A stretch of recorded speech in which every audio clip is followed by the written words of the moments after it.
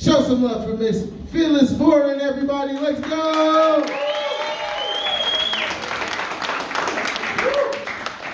Yes. Hey! Well, I think we already established I'm not 25. But in cat years, I'm only 14. But listen, guys, before I start my routine, I gotta tell you about something that just happened when we were parking our car. I overheard a woman tell her friend, "Old people have a smell." Well, sure we do. Mine is beer and marijuana. And I'm sure you guys, you're, okay. Can I tell you guys, I put the Jew in marijuana. But I want to let you know where I'm coming from. I'm on the cusp of see-through panties and Depends. Not everybody here knows what Depends are. They're diapers for old people. But let me tell you, some women have so much trouble with aging, they'll put anything on their face if they think it'll make them look younger. My girlfriend uses Preparation H on her face. I mean, but what if her date says, "Gee, hun, you look great, but what's that smell?" Wouldn't you feel like an asshole? I sure would, anyway. But let me tell you guys, it's not so much I'm aging that's the problem. It's my infrastructure is breaking down. Give you an example. I signed up for Kundalini Yoga. Why? I thought it said cunnilingus yoga. You should have seen their faces when I showed up in my crotchless pants. If these lips could speak.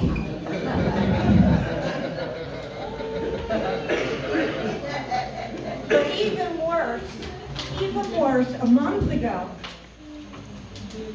a good friend, well, a former good friend, invited me to a la-di-da charity event. Well, I'm so fidgety. So he leans over and whispers, "Would you please sit in your place, sit on your hands and stay in your place?" But I thought he said, "Would you please pull down your pants and sit on my face?" Don't hold it in, it turns to gas if you hold it in. So I did. I'm codependent, okay? But you know, it's not just that, it's the infrastructure. I'm not happy about the changes in my body. Like for instance, my boobs are sagging. Yeah, my cups runneth over. I used to be a 34B, now I'm a 34 long.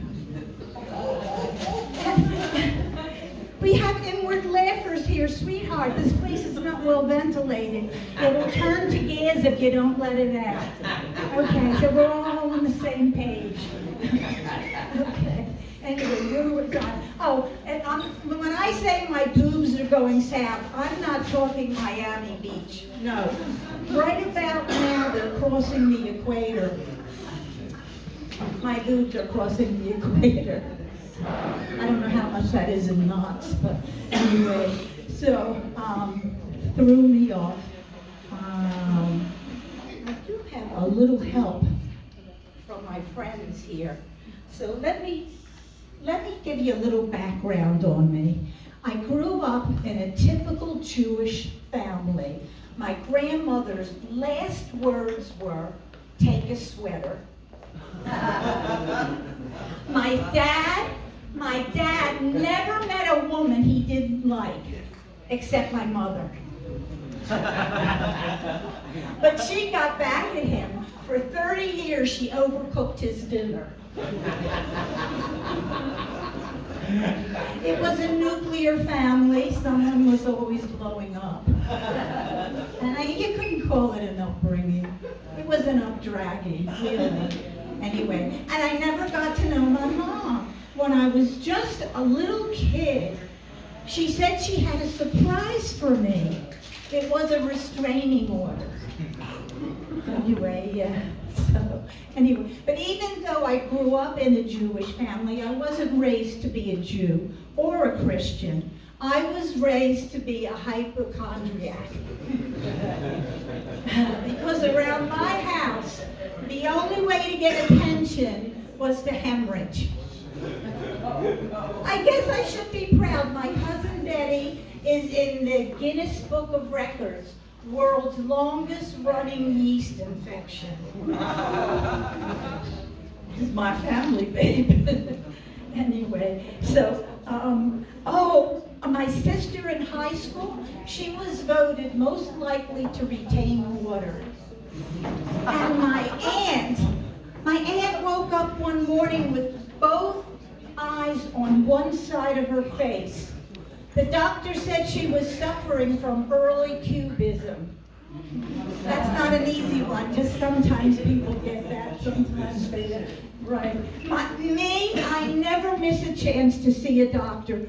When we were in LA last month, I made an appointment to have a pap smear, and the doctor offered it to me California style.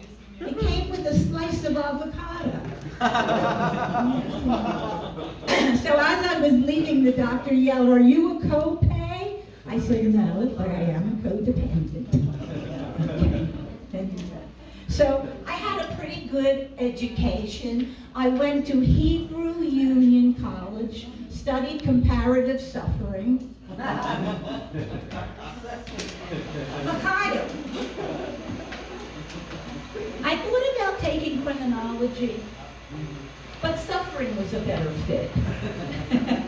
These people know what I'm talking about. Anyway, so my first job after school was a gem. It was in New York at the Jewish Museum. I was in charge of a brand new exhibit called Famous Foreskins. And we had everybody's. We had Freud, Einstein, Lenny Bruce. We even had Gershwin. His was shaped like a little G clef. So, most of my life I've been a nonprofit, not through choice. I grew up with no money. We were so broke, I wore car fresheners for earrings. I just never had that money smart that some people have. Last year, I lost all my savings when I deposited them into a sperm bank. Sperm bank, right? Anyway. Oh, my big sister was the only one who broke the mold. She was a successful prostitute till she developed lockjaw. Anyway, but I'm a little off tonight. I saw something the other day that really got to me. Did you ever see an uncircumcised penis? Amen. It looks, somebody just said I did. It looks like the Cape Crusader. I didn't know whether to say, fuck me or save me. So what else? I need a little help from my friends again. Okay. I'm going to go into being naive. I get such a kick out of it. I'm okay. I sure she was along for a minute, right? I think the coolest thing is that we all come on the scene so naive. I'm talking the dating scene, the sex scene. Like girls, did we have any idea how boring a hand job is? Guys, will you do us a favor? Leave the TV on. Okay? Now, I learned so much from my Chinese high school boyfriend, Well Hung. Oh, he was a great student. When he finally located my G-spot, he highlighted it.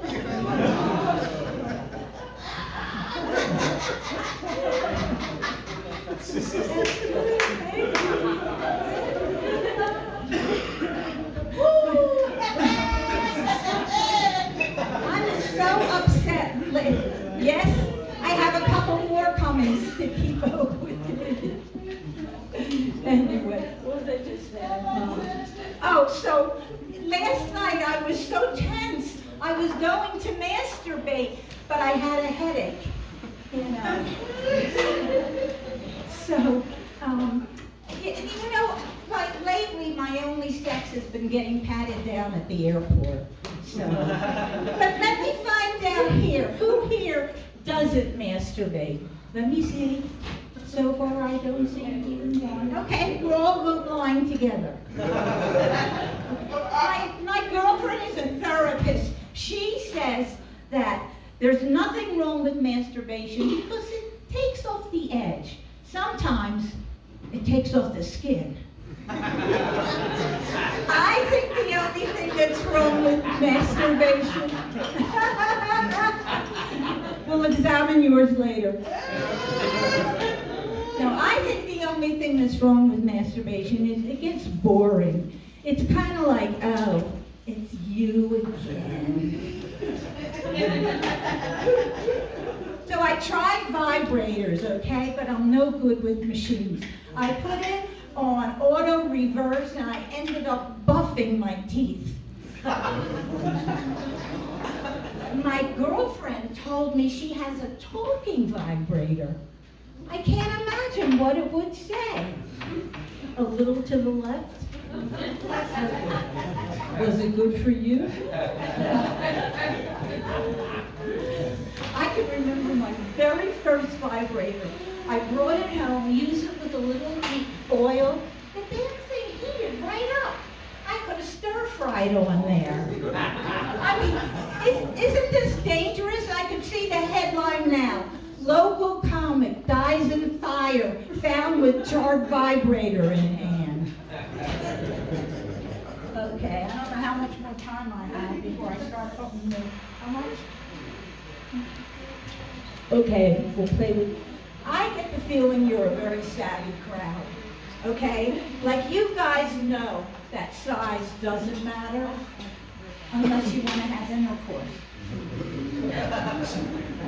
I have been observing penises for like 50 years. I'm 51. And I'm still fascinated. I'm not saying they're pretty, but they are entertaining. Girls, will you back me up? When guys walk around naked, she's going.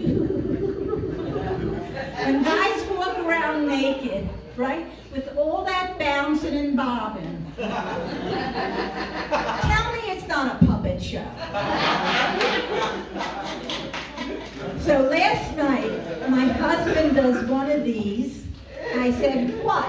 He said, my balls are sticking to my penis, and I have to rearrange. Sounds like he's moving furniture. I mean, guys, is this a problem? Have you ever heard of Pan?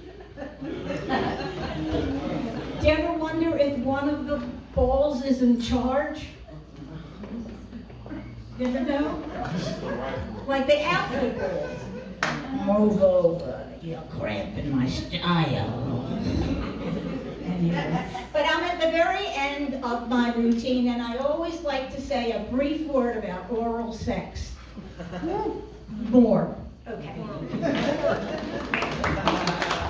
I usually get applause when I'm such a whore. Okay. So, but, and girls, here's a very good tip to get your partners to give you oral sex. Douche with vodka.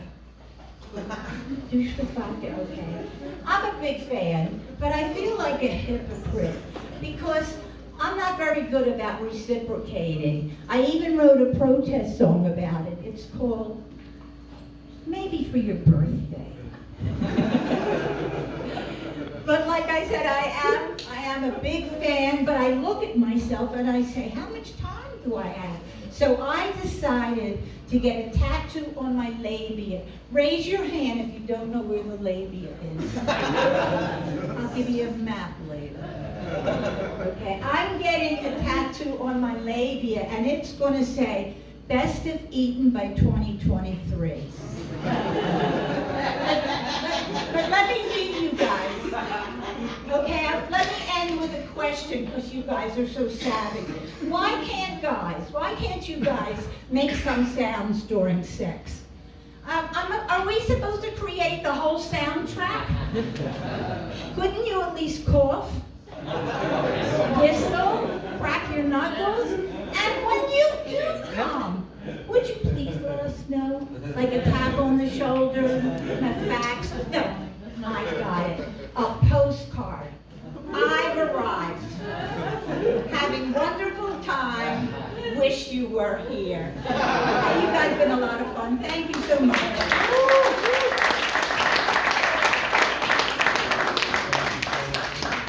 Show some love for Phyllis. Keep it going. There you go. She bodied that.